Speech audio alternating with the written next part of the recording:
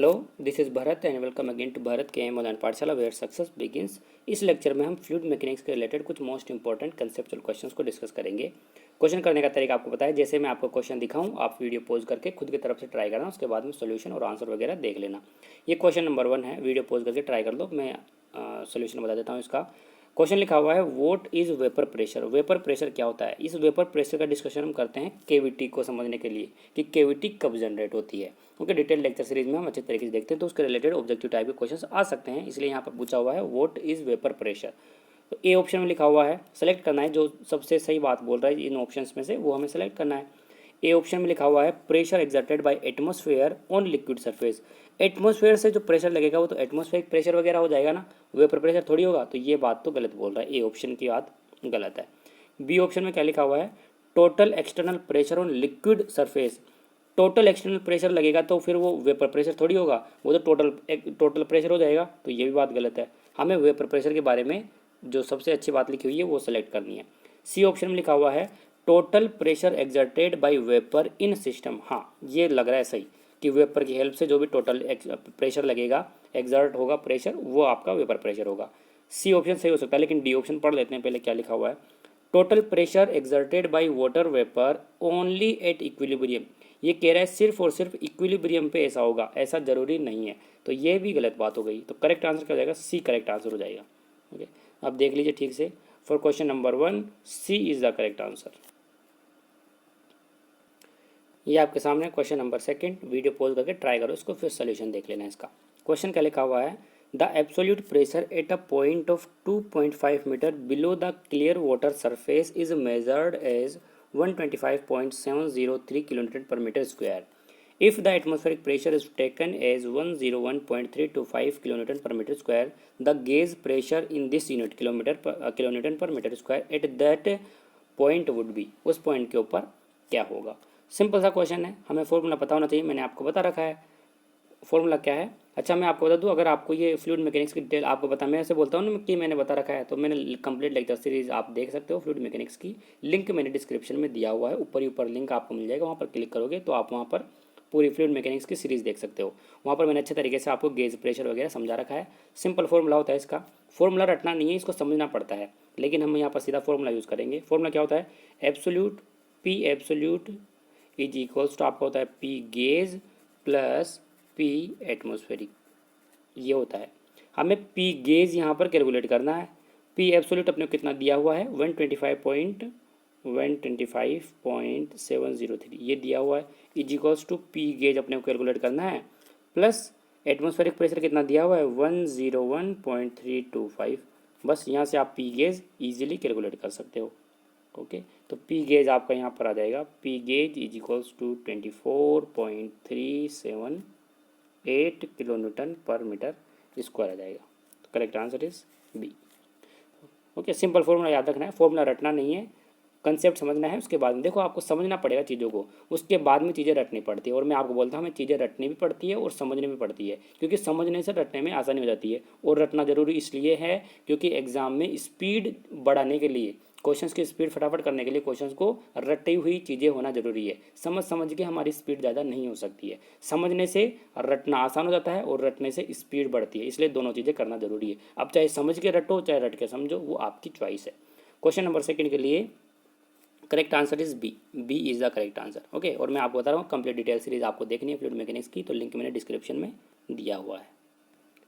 यह है question number 3 आपके सामने, वीडियो पॉज करके ट्राई करो, उसके बाद में सोल्यूशन देख लेना। लिखा हुआ है the barometer shown as mercury in it.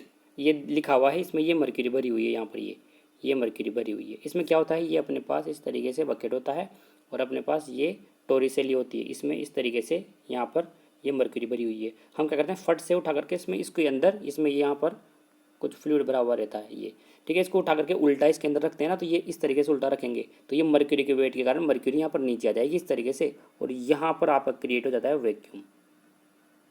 Vacuum create हो जाता है ना। तो इसके रिलेटेड कुछ बातें बोल रहा है ये कह रहा है कि अगर हम यहाँ पर ऊपर यहाँ पर कहीं पर भी अगर एक होल कर दें, हम यहाँ पर छोटा सा छेद कर देंगे तो क्या होगा, ऐसा पूछ रहा है ये।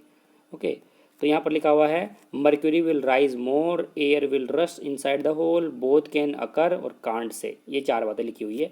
तो ये मैं आपको लेक्चर सीरीज में डिटेल से समझा रखा हूँ। मैं आपको बताया था कि अगर हम यहाँ पर होल कर देंगे तो क्या होगा, यहाँ से एयर अंदर घुसेगी और ये सारी की सारी मर्क्यूरी है ये क्या होगी, इस बकेट में नीचे की साइड गिर जाएगी। तो 2 बातों में से कुछ भी आ सकता है। आपको ऐसा कह सकता है कि एयर अंदर की साइड रश हो जाएगी, मतलब अंदर की साइड एयर आ जाएगी बाहर से, क्योंकि बाहर बाहर एयर है और यहाँ पर वैक्यूम है, तो अंदर एयर आ जाएगी।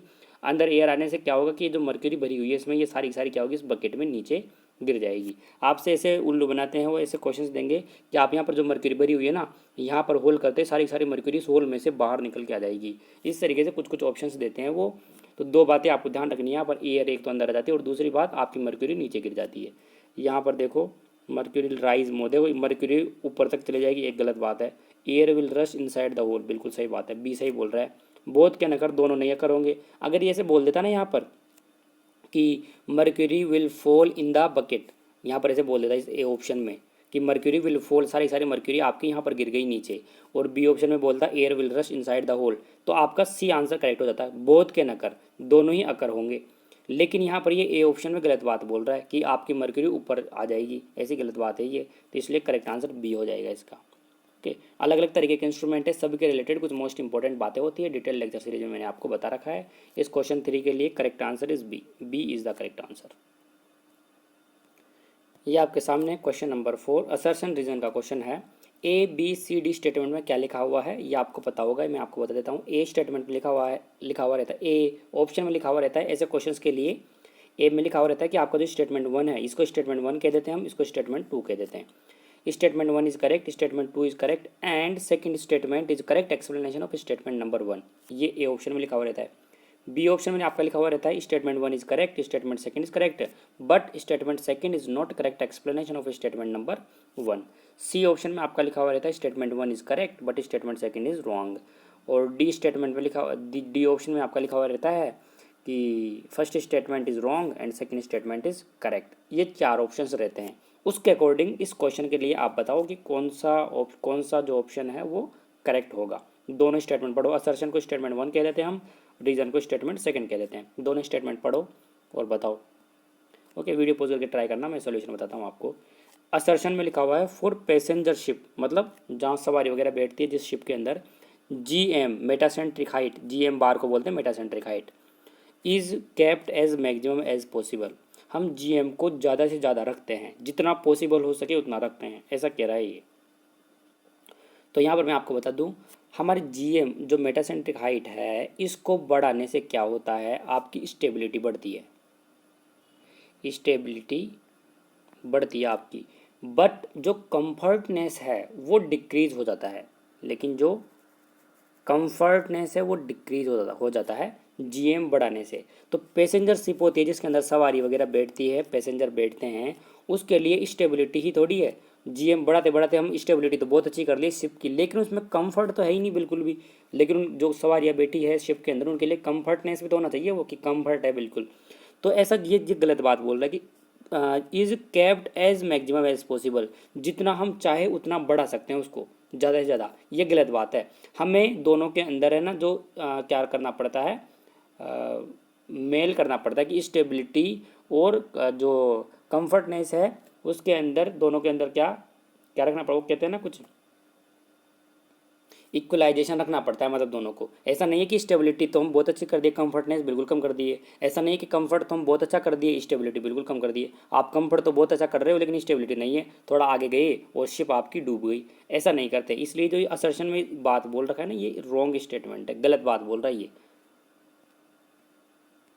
सेकंड स्टेटमेंट में देख लो, रीजन में क्या लिखा हुआ है, लार्ज GM मतलब large metacentric height provides larger stability. बिल्कुल सही बात बोल रहा है ये कि आपकी GM जितनी ज़्यादा होगी उतनी आपकी स्टेबिलिटी ज़्यादा होगी, ये तो बात सही बोल रहा है। लेकिन जो रीजन असर्शन में जो बात बोल रहा है ना ये कि एज मैक्सिमम एज पॉसिबल, तो ये गलत बात बोल रहा है, क्योंकि हम इतना मैक्सिमम नहीं कर सकते, क्योंकि GM बढ़ाने से स्टेबिलिटी तो बढ़ती है बट कंफर्टनेस डिक्रीज हो जाता है। इसलिए करेक्ट आंसर क्या हो जाएगा, D is the correct answer. D में क्या लिखा हुआ रहता है, statement 1 is wrong and statement second is correct, इसलिए करेक्ट आंसर क्या हो जाएगा इसके लिए, D is the correct answer. Okay, अब देख लो अच्छा लिखा हुआ है क्वेश्चन नंबर 4 के लिए D is the correct answer. ये आपके सामने क्वेश्चन नंबर 5 ट्राई करो, वीडियो पॉज करके ट्राई करो एक बार, उसके बाद में सॉल्यूशन देख लेना आप। लिखा हुआ है if a U tube is rotated at omega equals to 25 radian per second about an axis which is 10 centimetre from one limb and 20 centimetre from other limb, then the difference in level of water surface in two limbs will be। बताओ, ये हम जब liquid in relative equilibrium या फिर liquid in relative motion, वहाँ का ये question है, वहाँ पर डिटेल से हम इन चीज़ों को समझ रखे हैं। ओके, तो आपको यहाँ पर सिंपल फॉर्मूला बताया था मैंने, फॉर्मूले को किस तरीके से यूज़ करना है ये हम कंसेप्ट जो भी थ्योरी पार्ट है उसमें समझ रखे हैं। ओके, फॉर्मूला यूज़ करने का भी तरीका है, किस तरीके से हम यूज़ करते हैं। तो यहाँ पर हम 2 लगा देंगे, Z1 आपका हो जाएगा ओमेगा स्क्वायर आर का स्क्वायर अपॉन 2G, और Z2 यहाँ पर हो जाएगा आपका ओमेगा स्क्वायर आर का स्क्वायर अपॉन 2G, यही हो जाएगा। बस यहाँ पर ओमेगा 2 कर दो, यहाँ पर R2 कर दो, यहाँ पर सॉरी ओमेगा 1 कर दो, 1 है ना ये, तो यहाँ पर 1 कर दो, यहाँ पर 1 कर दो, यहाँ पर 2 कर दो, यहाँ पर 2 कर दो, बस ये हो जाएगा। अब आपको डिफरेंस निकालना है तो आप क्या करोगे, Z1 माइनस Z2 कर दोगे, सिंपल। ओमेगा आपका यहाँ पर देखो 25 रेडियन पर सेकेंड दिया हुआ है। आर की बात करें तो R1 आपको 10 सेंटीमीटर दिया हुआ है, इसको मीटर में कन्वर्ट कर लेना आप। कैसे करोगे, 100 का डिवाइड कर देना तो 0.10 हो जाएगा। और R2 की बात करें तो ये 20 सेंटीमीटर है तो इसको मीटर में कन्वर्ट कर लेंगे, 0.20 हो जाएगा, 100 से डिवाइड कर देंगे। तो अब कर लो आप Z1 माइनस Z2 क्या, Z2 माइनस Z1 करो, ये ज़्यादा रेडियस ये वाली है ना, तो Z2 माइनस Z1 करो, जो भी ज़्यादा वैल्यू है वो माइनस कम वाली वैल्यू कर देंगे। तो Z2 माइनस Z1 करेंगे अगर हम करेंगे Z2 माइनस Z1, तो आपका देखो ओमेगा स्क्वायर तो आप कॉमन ले लेना दोनों में से, अपॉन 2G रखना, और यहाँ पर हो जाएगा आपका R2 square minus R1 square, ये हो जाएगा। बस ओमेगा आपको 25 दे रखा है तो 25 का स्क्वायर अपॉन 2 इंटू जी की वैल्यू 9.81। अगर क्वेश्चन में 10 दी हुई है तो 10 लेना है, और अगर क्वेश्चन में गिवन नहीं हो तो 9.81 ही लेना पड़ेगा, नहीं तो क्वेश्चन की जो वैल्यूज़ है वो थोड़ी डिफरेंट आ जाती है।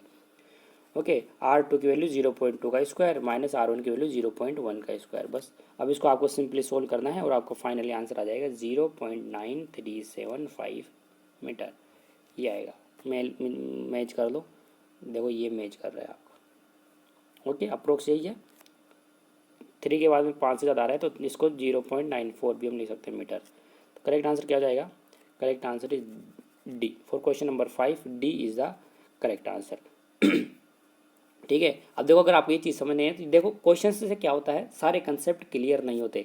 एक क्वेश्चन करने से एक ही चीज़ क्लियर होती है, लेकिन हम क्या करते हैं, थ्योरी पार्ट जब पढ़ लेते हैं अच्छे से, डिटेल से सारे लेक्चर्स देख लेते हैं सब्जेक्ट के, फिर किसी भी तरीके का क्वेश्चन आ जाए हम उसको कर सकते हैं, क्योंकि कंसेप्ट हम अच्छे से सारे समझ चुके होते हैं।